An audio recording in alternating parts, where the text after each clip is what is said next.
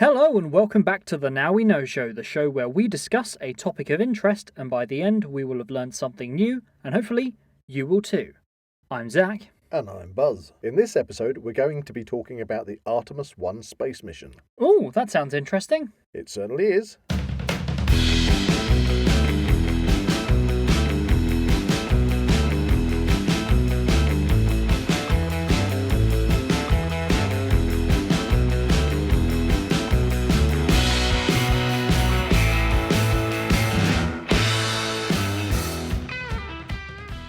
If you enjoy the Now We Know Show podcast, why not support Zak Wylde Productions on our Patreon page? Become an official ZWP patron for as little as £1 a month for exclusive early access to all our latest episodes, videos, behind the scenes, updates and more. So before we get into the discussion about Artemis 1, I think, Zak, you've got a new Segment. Yes, we're going to be introducing a new segment to the Now We Know Show podcast. Huzzah! And that is the Word of the Week. Word of the week, yes. We should have a jingle for that. Word of the week. Word of the week. Word of the week. Word of the week. Word of the week. Word of the week. Anyway, so the Word of the Week is all about forgotten English words that we hardly use anymore. Right, sounds interesting. Now, all you have to do is write down what you think it means in the comments. We will then reveal what it means at the end of the episode so you can find out if you got it right. I don't even know which word you're going to be saying, so Okay. I'm going to have a go at this myself. So, Word of the Week. Superannuate. Superannuate. That's SUPERANNUATE. Superannuate. So please comment below what you think that means in the comments, and we'll tell you at the end of this episode. Oh, you are going to tell us? Yes. Oh, excellent. Right. So, anyway, while everybody rushes to Google to find out what that is... Don't do that. We know if you're doing that. No Googling. Let's talk about the Artemis space mission. Now, so Buzz, you are very interested when it comes to space and all things space related. I am. And if we throw ourselves back a few months now, I think it is, we did an episode on Mars. Yep. And if you go back even further, we did the Apollo missions. We did. What was interesting, though, is when we did the Mars mission one, I had no idea, I hadn't heard of the Artemis 1 space mission. Neither have I. I mean, I don't know if that's a reflection on our news broadcasters, media in the UK, but I was actually, my mind was blown when suddenly up it came on the news that they were launching this whole new space program, this space rocket that was called Artemis 1, and it's like, wow, where did this suddenly pop up from? Now, I'm usually, as you say, pretty hot to trot on, keep an eye on these things. In England, we have a show called Sky at Night, which I like to watch, and I try and keep my finger on the pulse, if you like, but don't ask me how, but this kind of slipped the net. And so suddenly we were thrown into a whole new space mission, which was, oh man, it kind of like, when I first found out about it, it psyched me. I mean, I thought this was amazing, and it was really, really relatable to our Mars episode that we did on how man would get to Mars. Yeah. And so when this came up, and in fact we had then prepared to do a live broadcast. That was the case, because this was going to be launching. It was actually going to be launching, I believe, on the 3rd of September 2022. Yeah, that's it. I remember it. And it was like, quick, scramble. Let's do a podcast on it. Yeah, and we got all the kits set up, ready for a live broadcast to watch the countdown and to see Artemis 1 take off. And unfortunately, they had to cancel because there was a hydrogen leak in the engine. And so... It got delayed. I think it got delayed, about a week. They were going to go for a second launch, but I think weather conditions... Again, it got delayed. Yeah, there was issues, so it got delayed. And then that was it. We didn't hear anything about it.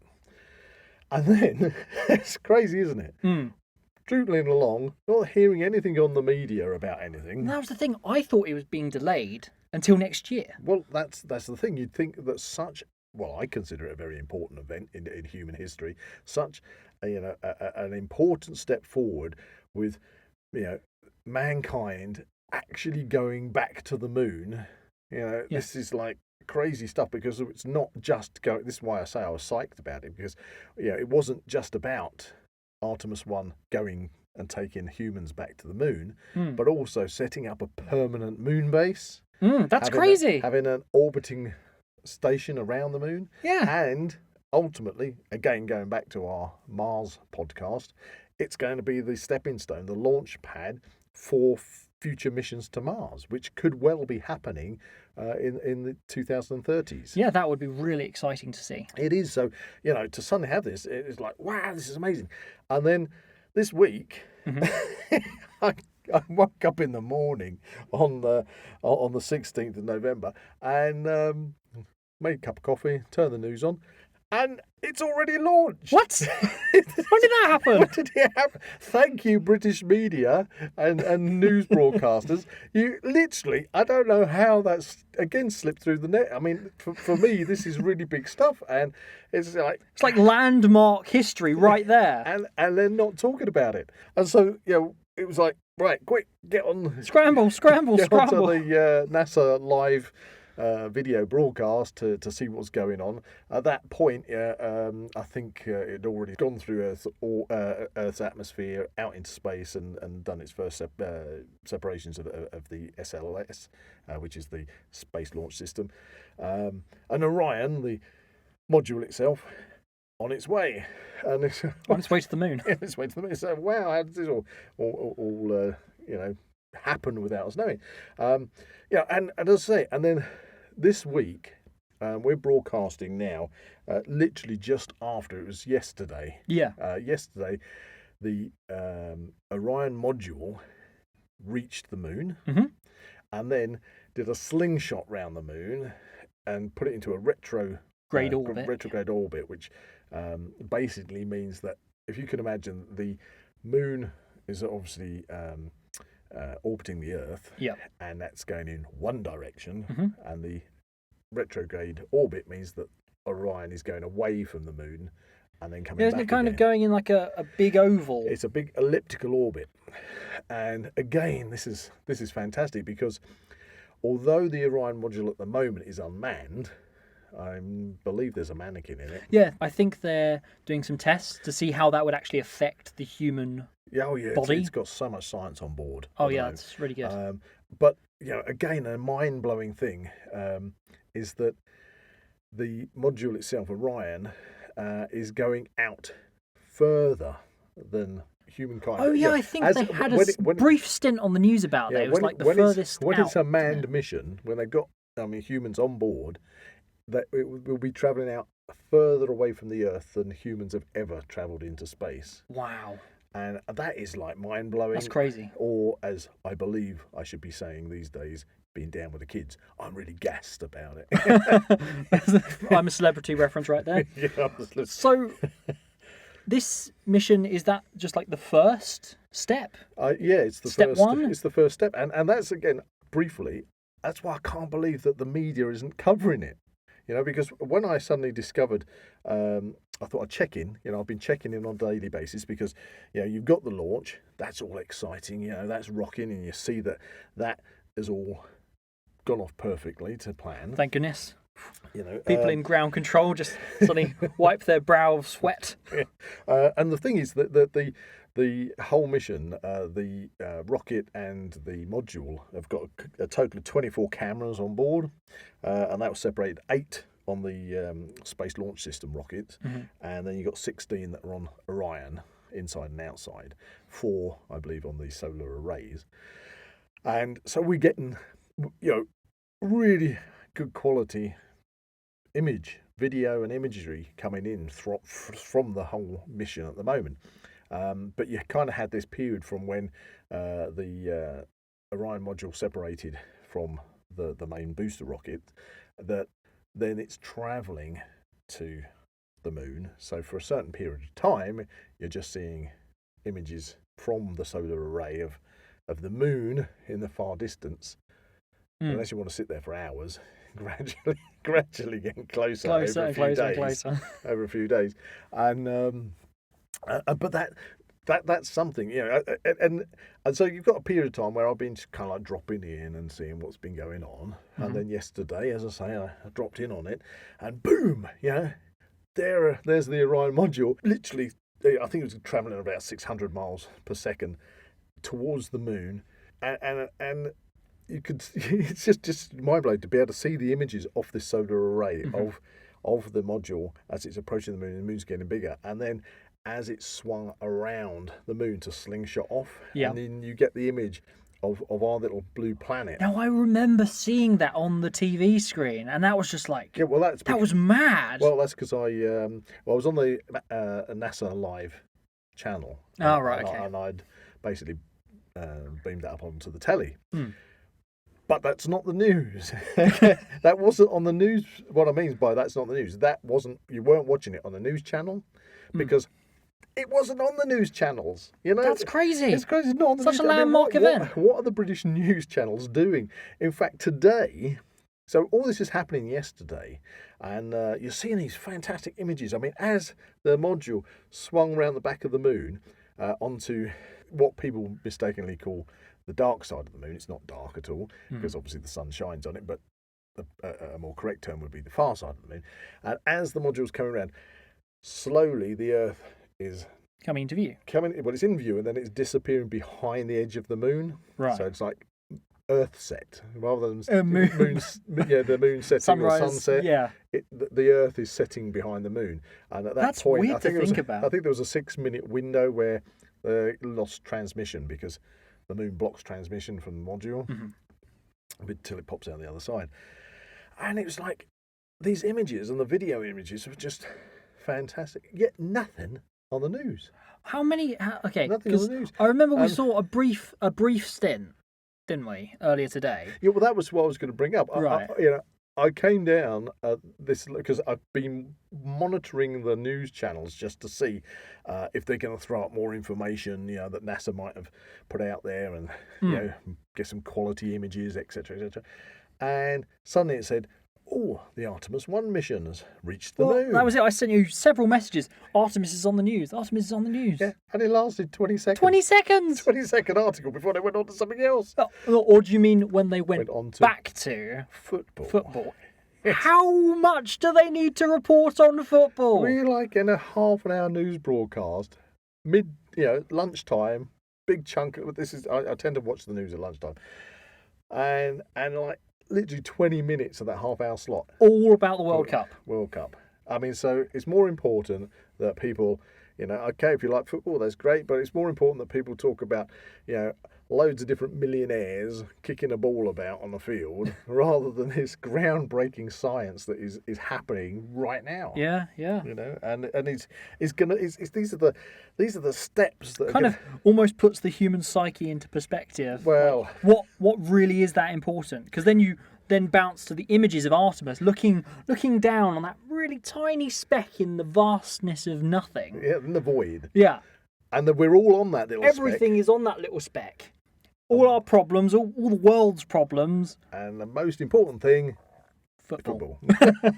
Which I'm sure to some people is the most important thing. Oh, fandom's a great thing. Yeah, fandom. Well, maybe we should get a football fan in to tell us about that on our... I think we might know one of those. On our superfan slot. One or two of those. So anyway, we diversify. But yeah, so the Artemis mission is taking mankind back to the moon. Fantastic. And this initial launch is to test all the systems. Make sure everything runs cleanly. This is on the Orion module. Is the module that's going to get astronauts from Earth to the station that will be orbiting the moon when that's in place. Okay. So this is the life support system that they're testing. This is the making sure that everything works as it should do. So there's going to be a station around the moon. Yeah. A permanent fixture. A permanent station that is called Gateway Station. I like that. I like that because for me that throws me straight back to the film Aliens. Maybe we should do a fandom podcast on Aliens. I mean, when I heard that, it's sort of like, it's like, yes. Because this is crazy times we're in. It's whether or not they did that intentionally as a reference or not. I don't know. But in Aliens, when Ripley wakes up, it's like, oh, where am I? I don't recognise this place. Oh, this is Gateway Station. So this orbiting station around the moon is going to be, or is called Gateway, even though it's not there at the moment. So they need to get the Orion capsule with the astronauts in to the station. But the station's not there at the moment. So what they're doing is, with this initial mission, is to test the flight capabilities, make sure all the safety systems work on both the Space Launch System as well as the Orion module. Right. And obviously that's got to get into that retrograde elliptical orbit and then slingshot itself back to the Earth and test the heat shields for the actual re-entry for the astronauts. And if everything goes to plan, then the next stage will be to go to manned missions. So then they need to send up other missions that are going to take payloads, which will probably robotically position and put together, because it's modular, the initial beginnings of the Gateway Station.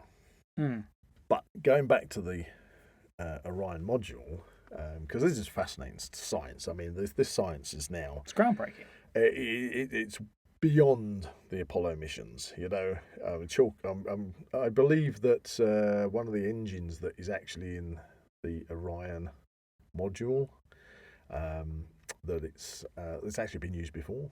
Oh, is it one of those ones that re-lands? No, I believe that it's been used in the space shuttle program. Oh, okay. And they basically rejigged it for this mission. I'm going to look into that information, and come back on that on another occasion, because I literally only just found out about that. But that's great to see that they're using science that's already been tested again and again. Yeah, and it's great that they can reuse them. Well, that's the thing. We've gotten to a stage where with the systems that we can use and basically use in order to get humans off planet and into space, it's becoming reusable. We've now seen that makes it kind of almost more accessible. Almost. It is, and it brings the cost down. Yeah, I can see that.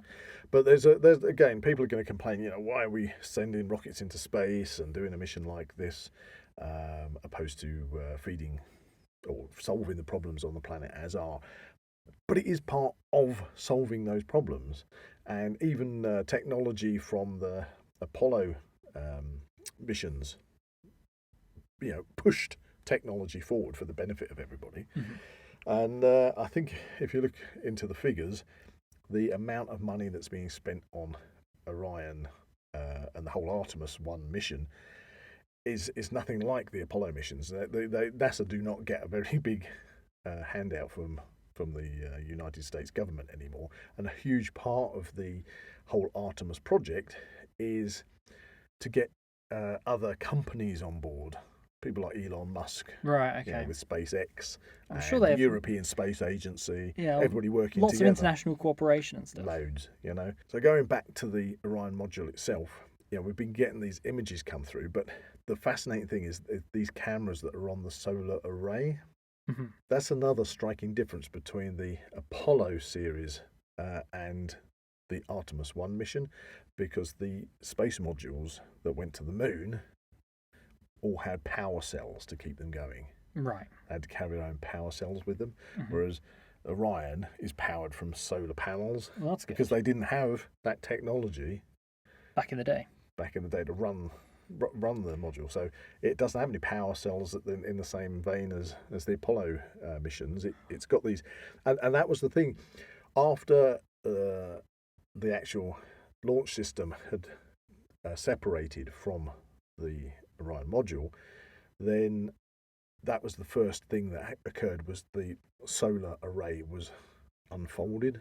Right. So you could actually see that with the cameras. Oh, wow. That's really cool. To get the solar array out. And because it's got 4 cameras on the solar array, that's why we're getting these absolutely wonderful images coming in. That's fantastic. So I think you've covered a few of the points that I've actually got some questions written down. Oh, you already had some questions. Yeah, I already have some questions. I'm getting a bit excited. I have some questions. I'm getting excited and a bit carried away. You've covered a few of these so far. Forgive me for being so excited about it. That's okay. That's okay. I'm excited too. Yeah.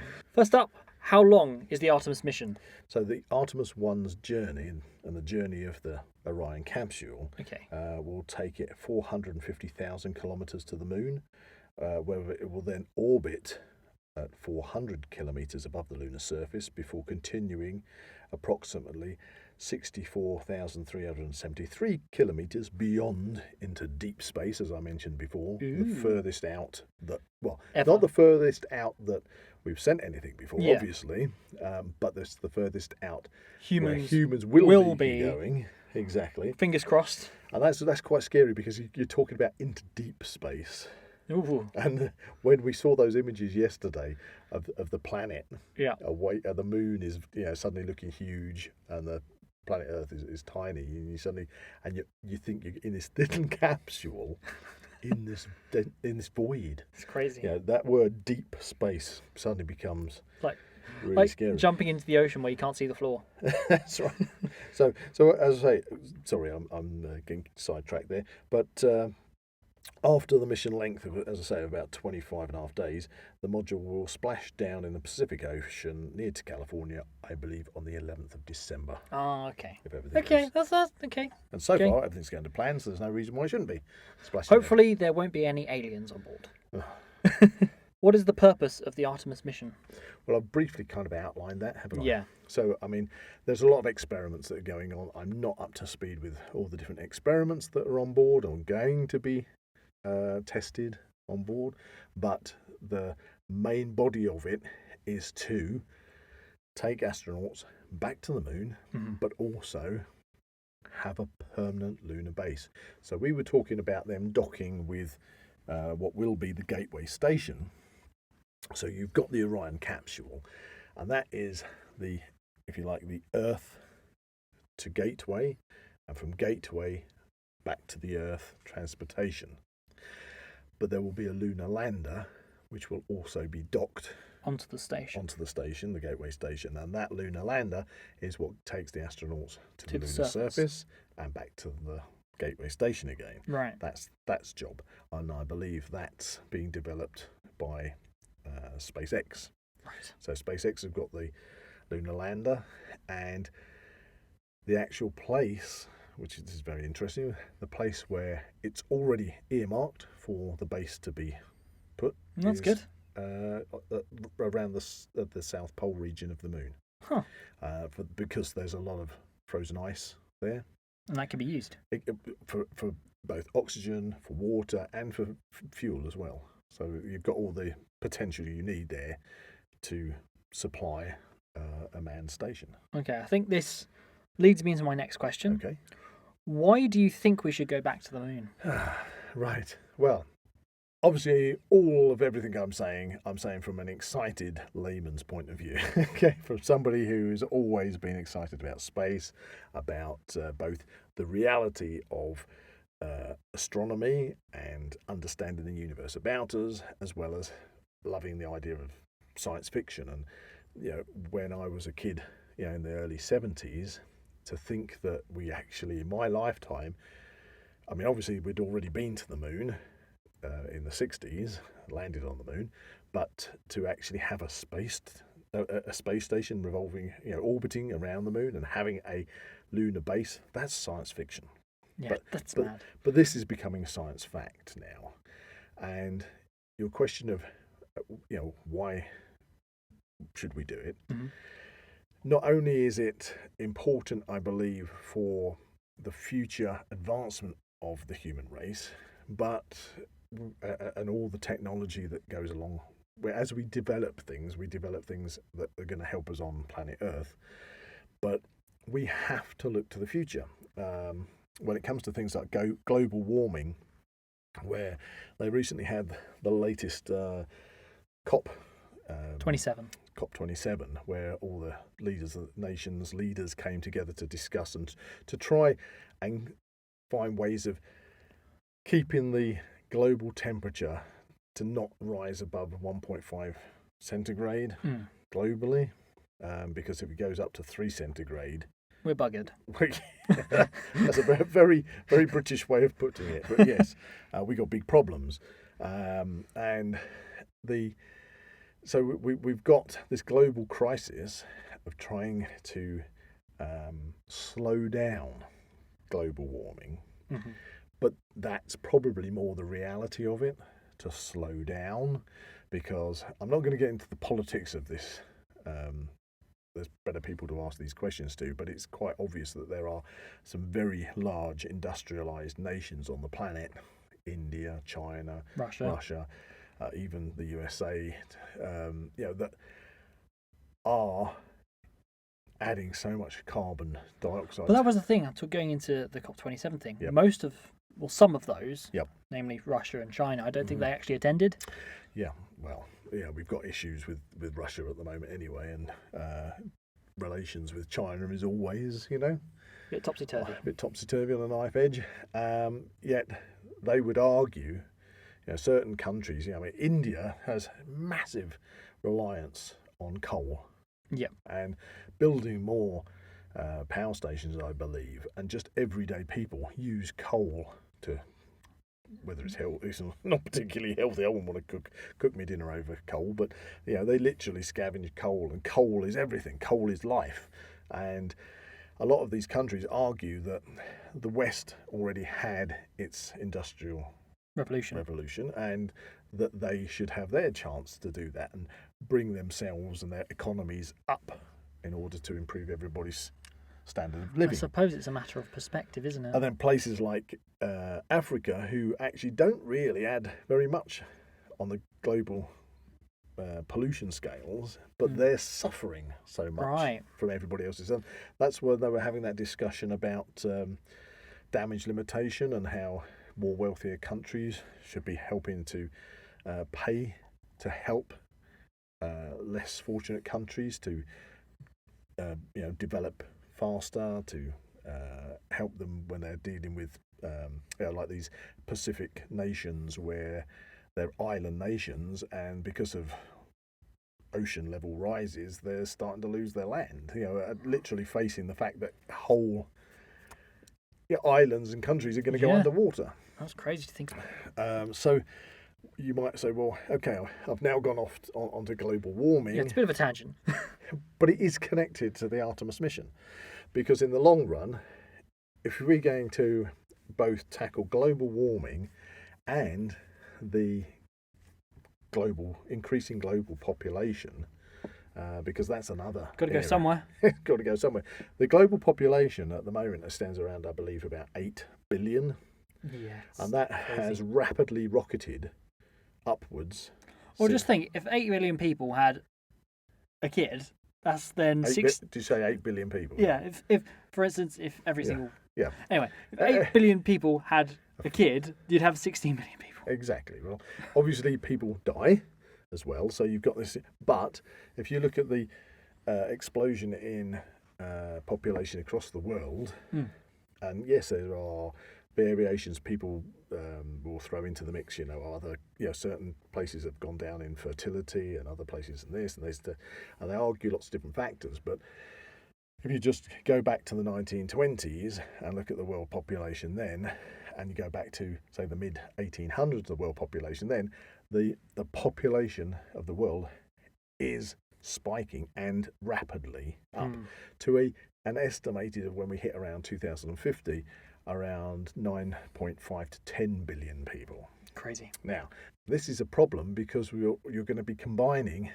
the issues that revolve around global warming, ergo rising sea levels, erratic weather conditions, so we get mass floods like in India, other places that have got droughts lasting for years like Ethiopia.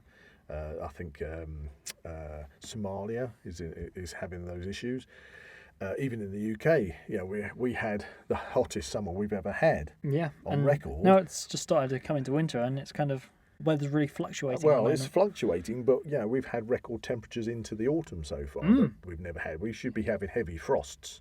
It's like the hottest November we've ever had.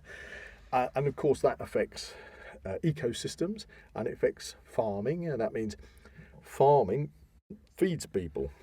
And that becomes even more strained. So more and more people require more and more foodstuffs, more and more land is disappearing, more land has to be given over to population because people need to live somewhere.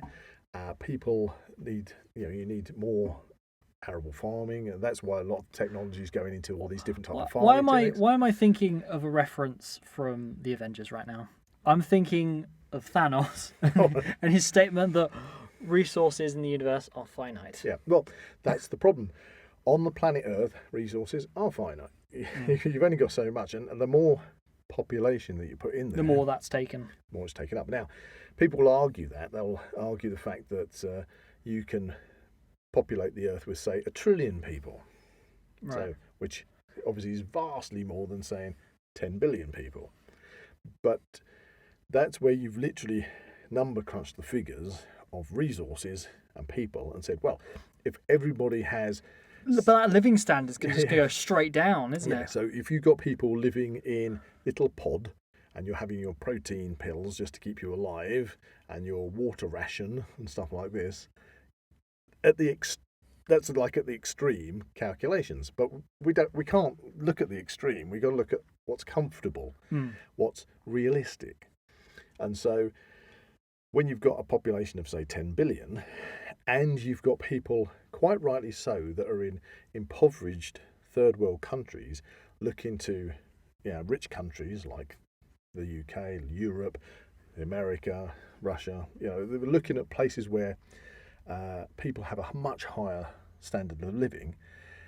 If you take, say, like the average person who lives in a first world country, who can literally turn the tap on to get fresh water out of a tap, has a roof over their head, has a television, lives comfortably, you can see how people who haven't got that should say, well, I want to have my living standard. I don't want to live in a squalor. I should be able to have that living standard. Yeah. Now, if you bring everybody on the planet up to that living standard, you're consuming a huge amount of resources to do that, to a point where the people that have got that average level of living, you're going to turn around to them and say, well, actually, in order to balance this out, we're going to have to drop your standard of living down. Right. So you have real problems on the horizon, and I'm only scratching the surface of this. Yeah, well, this is really interesting because this was all prompted by one singular question. Right, okay. So why is it worth going into space? And I've mentioned in the Mars podcast that I obviously mentioned SpaceX, but you also have like Jeff Bezos with the Blue Origin program. They want to get industry off planet. Right, so it's a matter of resources. It's a matter of resources, because if you can get our solar system is just full of resources. Yeah, it's just getting there. It's getting full of water, full of precious metals, full of just your standard ore that you would need for heavy industry, gases. And if we can get that off planet, that's basically... If you can take everything off planet and turn the Earth into this nature reserve. Yeah, this paradise that it should be. Because the problem is if you have a forest that can support an ecosystem, and say you've got, I don't know, say you've got your top predator is a tiger, and it needs, I don't know the figures on this, but let's just say it needs 600 square kilometres of forest to support one tiger. Yeah.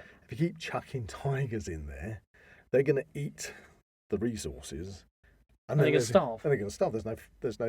There's no food for them. You see, and that's what we need to do for the human race. We need to get to this position where if everybody is going to live in a utopia, where if everybody is going to live that sort of Star Trek lifestyle of, we can all have a good quality of life. Yeah. Okay. That we need to look forwards. Right. And curing the problems on the planet. Missions like Artemis 1 are our first step in that future. Right. Again, I think we've kind of touched on to my next question. Okay. If successful, what would it mean for the future of the human race? Well, this is it. I'm sure along the way there will be a lot of technology which will be developed and honed, and so that humans can benefit from that. But also, people do say, oh yeah, because this is going to have the situation where the richer they're going to be able to go and live in paradise. Well, everyone always likes to make that assumption, and leave all the regular people. There's one film related, the film Elysium. Yeah, that's very much I think again we mentioned that That's before. the case. But these are kind of dystopian science fiction ideas. Yeah. And I'm sure that we're a long way from anything like that. And hopefully, I would like to see, in Elysium, I believe that the rich lived in a, wasn't that like in a... There's like an orbital ring around the planet. Around the planet, while the planet itself was just Messed up. However, if you look at it sort of further back and you say, well, okay, you want to go on holiday to Spain, it used to cost a huge money. Actually, the price has gone up since COVID. But there was a time when families would, in the UK, a family holiday would be going off to Skegness for a week. Woohoo! Or Bognor Regis. Hooray! Brighton. And then package holidays became cheap. And people could then fly off to Spain. And I kind of like, the reason I say that is I'd like to see that happen with these kind of missions, that it's not just the super rich that can go, that the transportation development... It's increasing that accessibility, isn't it? The accessibility, the ability to get off-world becomes cheap, becomes easy. People can then... You wouldn't have thought, before you were born, there was... Obviously, I grew up in a time where we didn't have internet. We didn't have mobile phones. We didn't have Sky TV, streaming services, anything like that at all. I mean, you didn't even have USB sticks. No, not USB sticks. Gotta love a USB stick. But what I'm saying is, as that technology developed, huge amounts of jobs are being created. Yeah. That people now have jobs working in IT that was something that never existed. It didn't exist. So you're going to be producing jobs for people that we can't guess at what they will be at the moment. So in the grand scheme, would you say that these missions are the starting point of kind of almost creating this kind of longevity for the human race, kind of allowing us to kind of survive longer? Well, okay, if we really throw things forwards, we talk about the finite resources of the planet. As a species that are slowly chewing our way through them. But even the planet is finite. And I mean, we're talking to the point where the sun will eventually implode consume us and consume the solar system. And oh dear. Yeah, it will happen. But eventually. I think that's a few billion years from now. But the potential's there, okay? We may still be around by then. The potential's there, but the point is, just like those first explorers that travelled from Scandinavia and discovered Iceland, and then went to the Americas, called it Vinland. Those Polynesian Indians that managed to get across the Pacific and move around, island hopping. Yeah. We're kind of like taking those baby steps to do the same. The grand scheme on an interplanetary scale. On the grand scheme of things, well, interplanetary, we're obviously in our own solar system. Mars is our nearest neighbour. That's where we're headed, hopefully. Mars could be colonised to a degree. I don't know the reality of terraforming Mars. But well, if you want to find out about that, go and listen to our podcast on the subject. Mars. But there are other moons around other planets in the solar system that could be... Well, that just takes me back to, I think it was the sci-fi series Expanse. Didn't they have like a moon around Jupiter or something? Yeah, there's lots of moons around Jupiter, but wasn't Io, was that not featured in that movie Outland? Ooh, wow. Pulling it out of my head, Sean Connery, Outland. Yes, very good actually. One for fans of Blade Runner. Yeah, it was really good. That's a mining colony. So yeah, this kind of move forward for the human race to expand outwards. Why not? Okay, I think we briefly covered this earlier. How has technology changed since the Apollo missions? Oh, it's chalk and cheese. Yeah, it's chalk and cheese. I mean, you're standing in front of me with your questions list on your phone. Yeah, and that phone cost you probably £200. Almost £200. I'm not rich. I'm not rich. It's very good phone, actually, for that price. Highly recommend it. We're not selling them, don't worry. But the point is, you've got a device in your hand that's got more tech in it than the whole of the Apollo program. So is it kind of like the difference between a stone and a computer or something? I don't know. I think you're probably thinking of an abacus. Fair as enough. a counting machine, Right. and then having a calculator. Analog and digital. Yes, and I don't know what the future holds, but we are going technology-wise. Just seeing the technology that's being implemented in the Artemis 1 mission is like something we've never seen before. I can't wait to see what the spacesuits are going to be like for the astronauts. Very sci-fi, I imagine. Well, you've already seen the ones that they've been using, like on the Jeff Bezos missions, where they've been sending space tourism up. Yep. They've got their good old William Shatner. Yeah, well, actually, the actual SpaceX ones. Yeah, because obviously SpaceX, they've sent astronauts up. They've been using SpaceX to take cargo and astronauts to the International Space Station, and they're totally different, slimmed down, very sci-fi compared to the old-fashioned Apollo. Almost 2001: A Space Odyssey. Yeah, and that's the thing. So what we're looking at next is once we get the Orion module back and all the data has been collated and chonked through, then what they really need to be doing is to start sending up unmanned missions to deposit all the necessary infrastructure at that moon base area on the south pole of the moon. Yeah. As well as get that gateway station. Well, I think we said a similar thing about Mars. There would be a case of we'd send loads of unmanned missions to kind of deposit stuff. All of the bits and bobs that need to be put together. Yeah, but that's exactly it, Zach. That's exactly it. This is the jumping off point for Mars. So everything that you will need to do on Mars will go via the moon. Will be tested on the moon. Right. So although we might be looking at the late 2030s for the first manned missions to Mars, what an absolutely exciting time we are living in right now to actually say that we're going to see in our lifetime, a moon base, which if they're going to call the gateway station, they've got to call the moon base Alpha. Oh, yeah, that's a good reference. I'm going to use that anyway. It's going to be called moon base Alpha. But to have that tech landed on the moon and to see how they deploy it, as well as the gateway station that we've mentioned about the Orion module linking up to, that's modular, so the gateway station will grow. That in itself will get bigger.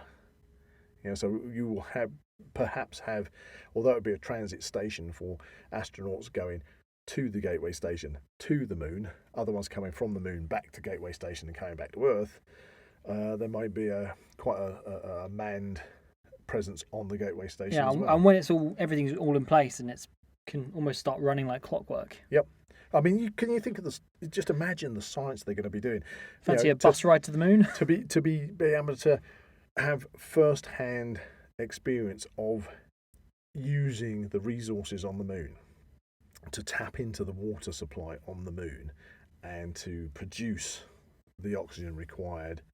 Again, we discussed that in the Mars one, but we're literally, it's in the near future. Yeah, it's going to happen. When we did the Mars episode, we were speculating. Yep. It's happening. That's great. It's like crazy. It's crazy. Okay, last question. How are they going to get the equipment to set up the base on the moon? Right. Well, I've kind of touched upon that, but that's where your independent commercial space agencies, space companies are going to come in, like SpaceX, because they're going to be able to take their tech to ferry the required equipment to the moon. And of course, their current rockets are reusable. So we are going to be seeing things going backwards and forwards quite regularly to get that infrastructure there. So I think that's the thing. We're talking about commercial space travel. Yeah. It's a combination of it's not just a government-led project funding NASA, but it's commercial space flight along with other space agencies like the European Space Agency. Yeah, because that's it. We've recently got a spaceport in Cornwall, haven't we? You are right. In fact, I think there's 4 different officially, I think there's about 4 spaceports around the UK, but last week, I believe, in the UK, the Cornwall spaceport was given its actual operating license. Yep. So it can now start launching rockets satellites and stuff to space. Yeah, the way that they're going to be doing it from the Cornwall spaceport. I mean, it's crazy. I mean, when would you Spaceport Cornwall? Spaceport Cornwall. When would you have been thinking that good old Blighty would have spaceports with launches going off into space? But they're using a system where the actual rocket itself is attached underneath. I think it's a Virgin Atlantic. Oh yeah, I think I saw a brief thing on the news about that. Yeah, jumbo jet. So that will take it up to a certain altitude, drop the rocket, drop it, and then that uses its booster rocket to get into orbit, deposit the satellites, come back, and then come back again. You see, but it's crazy. We have a spaceport, an operational spaceport with a license to start in the UK. In the UK, I mean, the times we live in, it's just absolute crazy. Sci-fi is reality. Well, thank you, Buzz, for answering my few questions on the Artemis mission. You're obviously very passionate about space. I am not a scientist. I am a layman, but laymen are allowed to be enthusiastic about these things. Now, fingers crossed for the Artemis mission. Well, it's still ongoing. Yep. It's up there. The Orion module is doing what it's meant to be doing. We'll find out. It'll be back. I can't wait to see the re-entry when it comes back on the 11th of December. Yeah, that's going to be fantastic to see. It's going to be amazing. Absolutely amazing. I dare say we'll be covering this whole series of missions, man going back to the moon. We're going to be covering that in future episodes, I'm sure. So hopefully I've given you and the listeners a kind of a up-to-date look at what's happening with the Artemis 1 mission, especially if you're trying to watch it on any of the UK media that aren't covering it. Where's the coverage? What are you doing, guys? Thankfully, for all you space people out there, you've got the Now We Know Show. You've got the Now We Know Show podcast. That's right. Stay tuned. Listen to our upcoming episodes. Anyway, we haven't quite finished, have we, Zach? No, we haven't. What have we got left? We've got to find out what our word of the week actually means. What was the word of the week? Superannuate. I bet all the listeners have forgotten all about this by now. Thank you very much, listeners. If you have commented below what you think superannuate actually means, I am now going to reveal what superannuate means. Please do. To esteem, reckon, or admit a person into the number of those who ages entitles them to be eased in some service upon account of their great age and natural, at least supposed, inability. What the heck? I have absolutely no idea what that actually means. That didn't explain it at all. Not really. So what you're saying, Zach, or in a more simplistic term, you're talking about somebody of great age is being retired off. Yes. Superannuated. Yes, that does seem to be the case. So, not a word that I've particularly used myself, but there we go. Superannuated. Superannuate. It will come to me one day when I'm old and wizened. Okay, so that leads us into our Now We Know Show flashback.